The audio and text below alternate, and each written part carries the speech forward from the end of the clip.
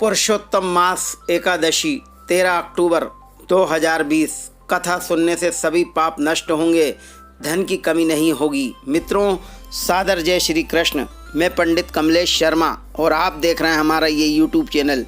मित्रों, बहुत बहुत स्वागत है, बहुत बहुत अभिनंदन है हमारे इस यूट्यूब चैनल में। मित्रों, पुरुषोत्तम मास की एकादशी 13 अक्टूबर 2020 दिन मंगलवार को है। कथा सुनने से सभी पाप नष्ट होंगे, धन की कमी नहीं होगी। मित्रों, पुरुषोत्तम मास का महत्व बहुत अधिक है। इस दिन कथा सुनने से, दान धर्म करने से सभी पाप नष्ट होते हैं, धन की कमी नहीं होती है, भगवान विष्णु की कृपा बनी रहती है। अधिक मास कृष्ण एकादशी। धर्मराज युधिष्ठिर बोले, हे जनार्दन, अधिक मास के कृष्ण पक्ष की एकादशी का क्या नाम है तथा उसकी विधि क्या है, कृपा करके आप मुझे बताइए। श्री भगवान बोले, हे राजन, अधिक मास में कृष्ण पक्ष में जो एकादशी आती है वह परमा पुरुषोत्तमी या कमला एकादशी कहलाती है। वैसे तो प्रत्येक वर्ष 24 एकादशियाँ होती हैं। जब अधिक मास या मलमास आता तब इनकी संख्या बढ़कर 26 हो जाती है। अधिक मास या मलमास को जोड़कर वर्ष में 26 एकादशियाँ होती हैं। अधिक मास में 2 एकादशियाँ होती हैं, जो पद्मिनी एकादशी शुक्ल पक्ष और परमा एकादशी कृष्ण पक्ष के नाम से ही जानी जाती है।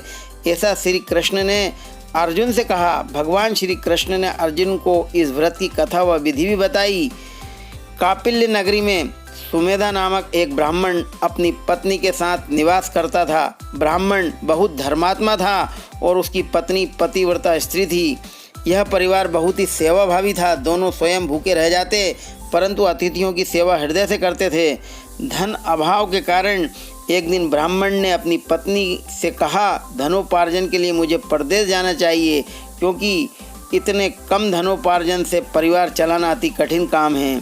ब्राह्मण की पत्नी ने कहा, मनुष्य जो कुछ पाता है वह अपने भाग्य से ही पाता है। हमें पूर्व जन्म के कर्मानुसार उसके फलस्वरूप ही यह गरीबी मिली है। अतः यहीं रहकर कर्म कीजिए, जो प्रभु की इच्छा होगी वही होगा। पत्नी की बात ब्राह्मण को जच गई और उसने परदेश जाने का विचार त्याग दिया।